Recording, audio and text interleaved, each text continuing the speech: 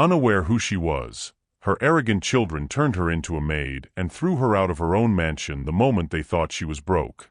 But what they didn't know was that their mother was a master of the game, and her return would be their ultimate reckoning.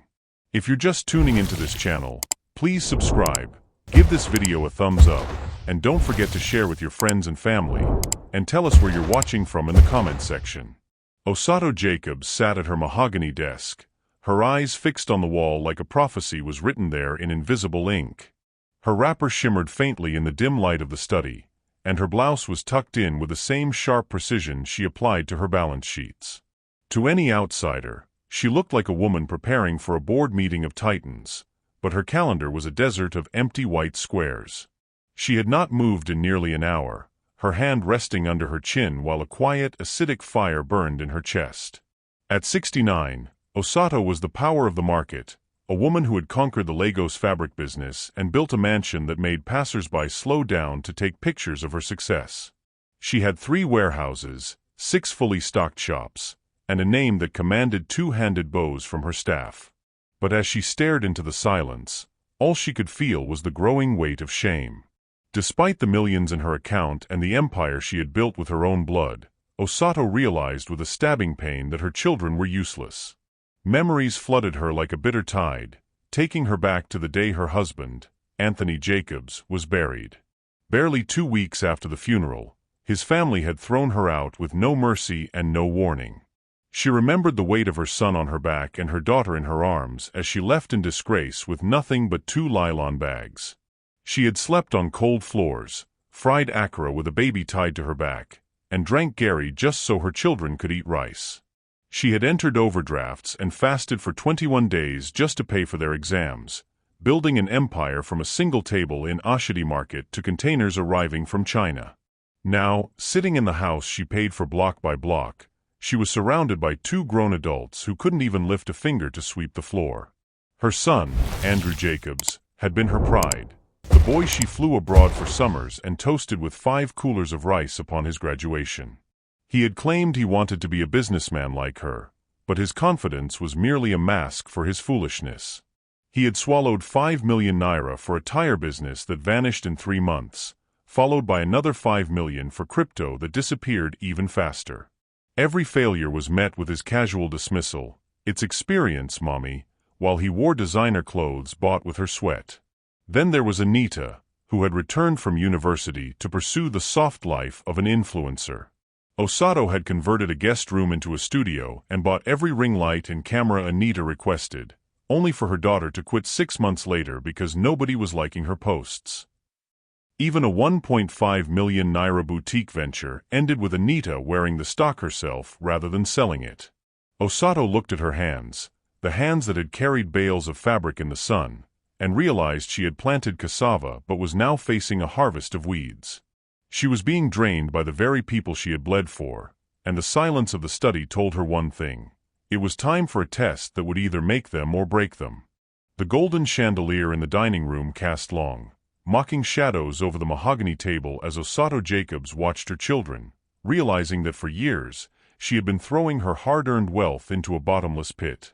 The memories of their failures tasted like ash in her mouth. Andrew had been her first investment in the future, the son she had educated in the best schools with dollars she scraped together from the humid stalls of Oshodi. When he returned, he carried his graduation gown with a pride that Osato mistook for ambition. He had looked her in the eye and promised to build a business that would make her name immortal, asking for 3.5 million naira to start a tire importation business. Osato, blinded by a mother's hope, had given him 5 million instead, believing she was watering a seed. But Andrew's T-Connect tires was a phantom that existed only in his flashy social media posts and expensive lunches. Within 3 months, the money was gone with nothing to show for it. No shop, no stock, not even a single rubber tube. Before she could demand an audit of the loss, he was back with a new hunger, claiming that cryptocurrency was the new frontier. "It will turn to 30 million by December, mommy," he had said with a confidence that she now realized was just the bravado of a thief. She had signed the check, and like the tires before it, the money vanished into the digital ether. Then came the gym equipment, the perfumes, and the laundry apps, each one a more ridiculous drain than the last, all while Andrew walked around in designer labels, calling his path gaining experience, while he swallowed her capital like handfuls of dry beans. Anita was no better, though her drain on the family purse was masked by the aesthetics of the soft life. She had returned from university declaring that her passion was lifestyle influencing, a concept Osato struggled to understand but funded nonetheless. Osato had watched as her guest room was gutted and transformed into a high-end studio with ring lights, expensive cameras, and backdrops that cost more than some people's annual rent. For 6 months, Anita preened in front of those lights, only to drop the camera in a fit of pique because nobody was liking her posts. The pivot to an online boutique, Tenny Lux, was the final insult. Osato had handed over 1.5 million naira for stock, expecting to see a business grow. Instead, she saw her daughter parading through the house wearing the very bags and shoes that were supposed to be for sale. When asked where the inventory had gone, Anita had simply shrugged and claimed she was modeling the brand. Osato looked at her daughter's designer-clad form and her son's idle hands and realized the truth. She had built a fortress of wealth, but she had raised vultures who were already picking at her while she was still breathing. Every naira she had sweated for in the sun was being treated as a toy by children who had never known the sting of a day's hard labor. The silence that Osato had once cherished in her mansion was now replaced by the sharp, discordant sounds of entitlement. It began the day Andrew brought Gift home, a girl he had gotten pregnant while claiming he was still figuring out his life. Osato, ever the pillar of family responsibility, had arranged the introduction and opened her doors, but she soon realized she hadn't just welcomed a daughter-in-law, she had invited a parasite into the heart of her home. Gift walked through the marble halls of the Jacobs estate with a heavy-handed arrogance, leaving used plates in the sink and watching television from sunrise to sunset. She paraded around in bum shorts and crop tops, raising her voice with a boldness that suggested she was the one who had paid for the chandelier hanging above her head. One afternoon, while Osato sat trying to find peace, Gift had the audacity to suggest they change the Italian leather couches because they were giving old school, nearly causing Osato to collapse from the sheer gall of the remark. The disrespect only intensified when Anita returned to the nest, carrying her own child and a suitcase full of grievances. She had left her husband, complaining that he treated her like a maid simply because he expected her to cook and sweep, tasks she felt were beneath a baby girl of her status. Now, the mansion was a crowded theater of laziness. With 2 grown children, a loud-mouthed daughter-in-law, and 3 grandchildren, the burden fell entirely on Osato's aging shoulders. She was the only one buying food, the only one paying the spiraling utility bills, and the only one maintaining the dignity of the house, while the others spent their nights laughing and scrolling through TikTok. As Osato's bank account grew slimmer, the masks of her children fell away completely, revealing the vultures beneath. They began to treat her not as the matriarch who had bled for their comfort, but as a liability that was in the way of their leisure. Andrew and Anita became bolder in their neglect, ignoring her presence unless they needed a refill of the pantry or a signature on a check. They would walk past her while she was cleaning the very floors they dirted, lifting their feet without a word of thanks, as if she were part of the furniture. Osato watched them from the shadows of her own home, her heart hardening with every whispered insult and every rolled eye. She realized then that the wall she had built to protect them had become a cage for her, and the very people she had nurtured were now waiting for her to wither so they could feast on the remains. It was in this den of disrespect that Osato finally picked up her phone to call Barrister Saturday, knowing that the only way to save her legacy was to let the vultures believe there was nothing left to scavenge. The plan was set in motion on a hot Thursday afternoon, a day designed for a performance that would rival any theater in Lagos. Osato Jacobs returned to the mansion, but she did not arrive in her usual regal manner. Instead, she slammed the heavy front door with a force that rattled the frames of the family portraits. Her appearance was a calculated disaster. Her expensive wrapper was hanging loose, her headscarf sat crookedly on her head like it had survived a physical struggle, and her handbag was dropped onto the marble floor as if the leather itself had given up the ghost. Before her children could even stir from their various corners of the house, the sound of her wailing filled the high ceilings. She threw her head back and let out a cry that sounded like a woman whose soul had been ripped out of her chest, shouting that she was finished and ruined. Andrew ran down the stairs shirtless, his brow furrowed in confusion, while Anita rushed from her room with one eyelash already peeling off her lid. Even Gift paused her YouTube cooking video, entering the parlor with oil still glistening on her fingers. They crowded around her, asking what had happened, their voices a mixture of genuine fear and the panicked realization that their source of wealth might be in jeopardy.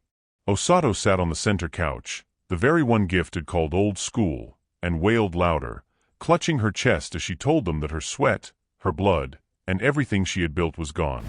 She sniffed dramatically, wiping her nose with the edge of her wrapper, her eyes moving slowly from one face to the next, searching for a flicker of empathy. In a trembling whisper, she told them there had been a fire in Ashidi Market. She painted a vivid, horrific picture of the chaos, of how the flames had started and how hoodlums had descended like vultures to break into the shops and loot what the fire hadn't consumed. She told them her warehouse was ashes, and even the massive container she had just ordered from China, the one that held the last of her savings, was lost to the streets. The living room fell into a heavy, suffocating silence. The house help, who had been hiding in the hallway, froze in place. Andrew broke the silence with a shaky voice, asking what they were going to do now. Osato looked at him with the sharp eyes of a lioness, asking him why he was looking to her for answers when he was her first son and a grown man. She drove the point home, telling them that the only things she had left were the house and her car, and that her bank accounts were as empty as the charred remains of her shops.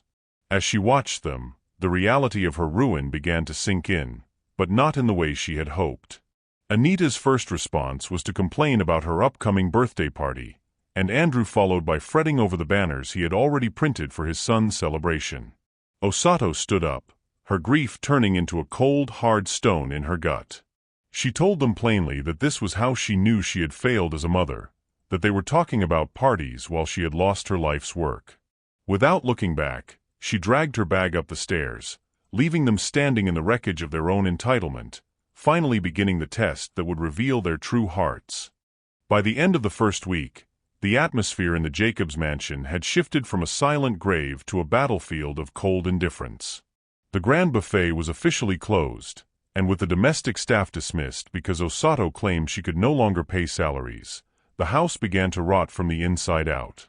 The fridge, once overflowing with imported delicacies and fresh produce, was now a hollow cavern of empty shelves. Osato, despite her supposed ruin, still woke up early to sweep the Italian tiles and mop the living room floor, but her children now treated her presence like an invisible obstacle. When she moved to sweep under the couch, Andrew would simply lift his feet without looking up from his phone, and Anita would demand that she shift small so she could use the full-length mirror for her TikTok videos. The true cruelty, however, manifested in the kitchen. Gift was the first to show the family's new, jagged edges.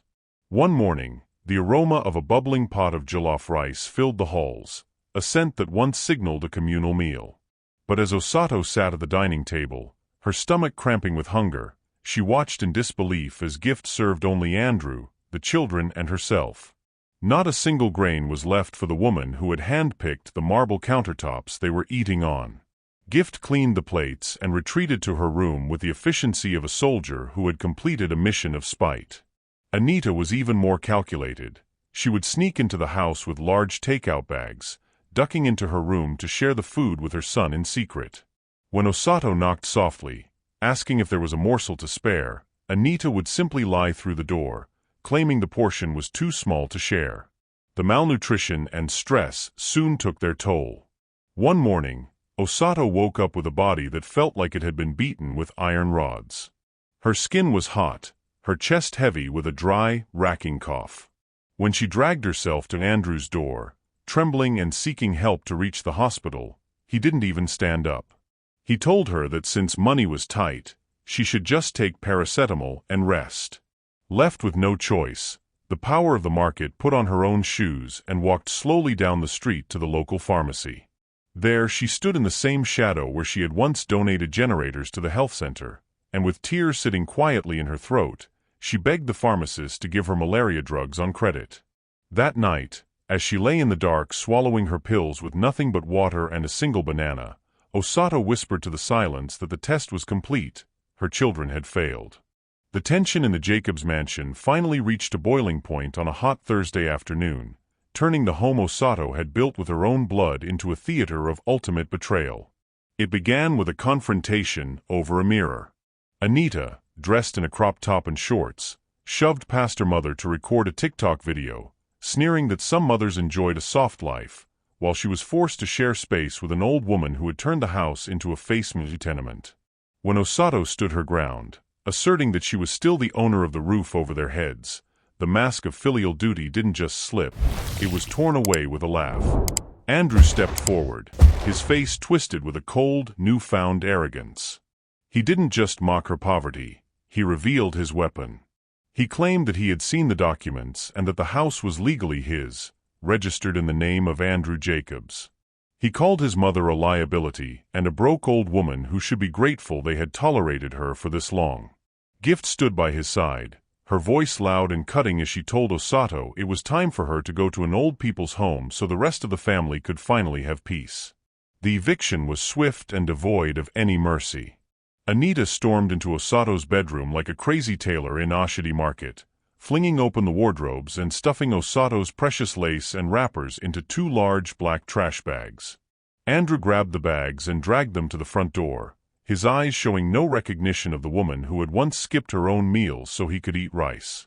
As the heavy front door swung open, Gift stood by the threshold, mockingly telling Osato to let the fresh air touch her body as she left. Osato didn't scream, and she didn't fight. She walked slowly to the door, her head held with a dignity that none of them could understand. She picked up the black plastic bags containing her life's remnants and stepped out onto the driveway. The sound of the iron gate clanging shut behind her was the final note of a decades-long relationship. As she stood on the street, her wrapper half-tied and her heart heavy with the weight of her children's cruelty, she watched the mansion fade into the distance.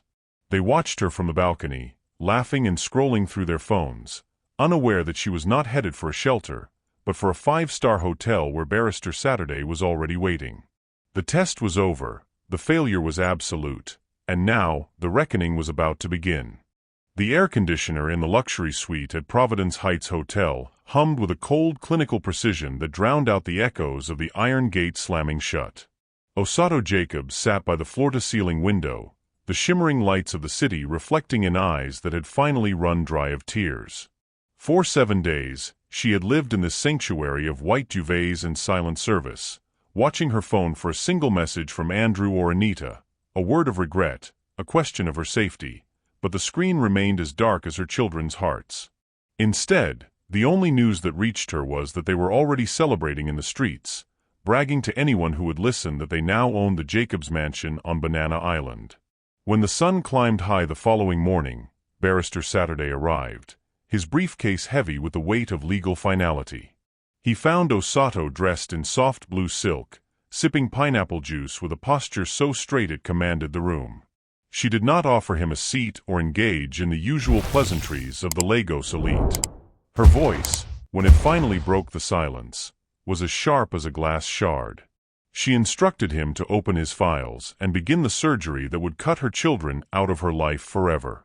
From this moment, she declared, her gaze fixed on the horizon, Andrew Jacobs is no longer my next of kin. The barrister's pen paused mid-air, but Osato did not flinch. She demanded the removal of Anita and every other person who shared her blood but not her character. She spoke of the decades of breastfeeding, the nights of hunger, and the years of sweat she had invested into their futures, only to be repaid with the cold concrete of the street. She told the lawyer that the poor she had helped in the market treated her with more dignity than the vultures she had raised in her own nest. She instructed him to draft the documents for the Osato Jacobs Women of Strength Foundation. Every shop, every warehouse, and every inch of the estate she had built would now serve those who would never call her a liability. When Barrister Saturday asked if she was truly certain about disinheriting her own flesh and blood, Osato simply reached for the pen. Her hand did not shake as she signed away their birthright. She was no longer a mother grieving for lost love. She was a tycoon reclaiming her legacy. The trap was set, the papers were sealed, and the power of the market was ready to return to her throne to deliver the final shock. The following Wednesday morning, The quiet gates of Banana Island were breached by a convoy that moved with the authority of a royal procession. Osato Jacobs did not return as the broken woman who had been cast out with trash bags. She arrived in a black SUV, flanked by a second vehicle that carried the weight of legal doom. When the tires came to a halt in front of the mansion she had built brick by brick, Andrew stepped out onto the porch in boxers and rubber slippers, a toothbrush frozen in his hand as he stared at the spectacle. Anita followed closely, still wearing her wig cap and a short wrapper, her eyes widening as the car door opened to reveal a mother they no longer recognized. Osato stepped out like a monarch reclaiming a stolen throne. Her lace gown was a deep wine red that commanded attention, and her head tie was packed so high it seemed to touch the morning sun. Beside her stood Barrister Saturday, clutching a thick envelope, and two armed police officers who stood as silent sentinels of her power. The air was thick with the scent of coming judgment. Without a single word of greeting, Barrister Saturday stepped forward and served the siblings with a legal document that turned their world to ash, a 7-day quit notice. He announced to the stunned crowd that the property had been officially reclaimed by its rightful owner, Madame Osato Jacobs, and that they were now nothing more than trespassers in a house they thought they had stolen. Anita began to scream and plead, her voice cracking as she realized the soft life was dissolving before her eyes, but Osato merely raised a hand to silence the noise. She looked at Andrew, the son who had told her to die so he could inherit her sweat, and her eyes were colder than the marble floors inside. She opened her handbag and produced 2 sealed envelopes, each containing 20 million naira, the final fragments of her mercy. She told them to take the money and build their own empires, for they would never touch her legacy again.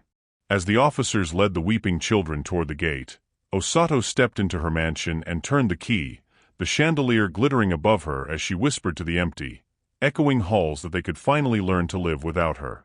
In the wake of the great eviction, the silence of the mansion was no longer a burden to Osato Jacobs, but a hard-won peace. For months, the news of her children's struggles filtered back to her through the Lagos grapevine, brought by voices like Madame Evelyn. Andrew had tried to launch T-Connect tires once more with borrowed capital from a crypto associate, but his arrogance proved fatal again. He imported the wrong sizes and found himself swindled by the very customs officers he tried to bribe.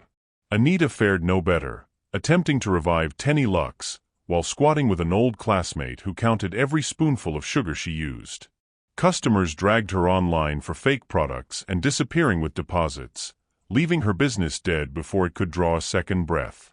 The children who once claimed they were too grown to be controlled were now hungry, frustrated, and humbled by the cold reality of a world that didn't owe them a seat at the table.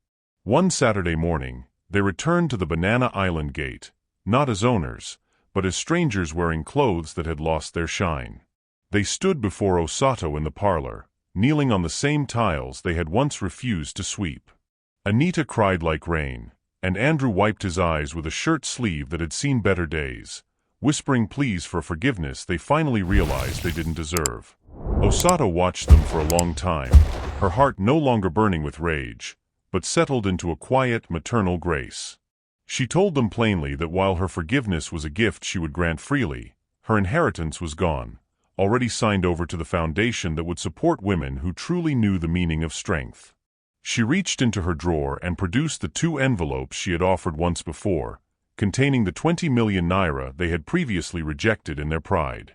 This was not a gift of luxury, she warned them, but a seed. She told them to go and build their own legacies, to earn the respect of their own children through sweat rather than entitlement. As they wept and thanked her, accepting the money with trembling hands, Osato felt the heavy chains of the past finally break. She watched from her balcony that evening, sipping Zobo as the breeze cooled the Lagos air, whispering a prayer that they would finally become someone of substance. The prodigal children had returned, and though the doors of the mansion remained closed to their laziness, the path to their future was finally, painfully open.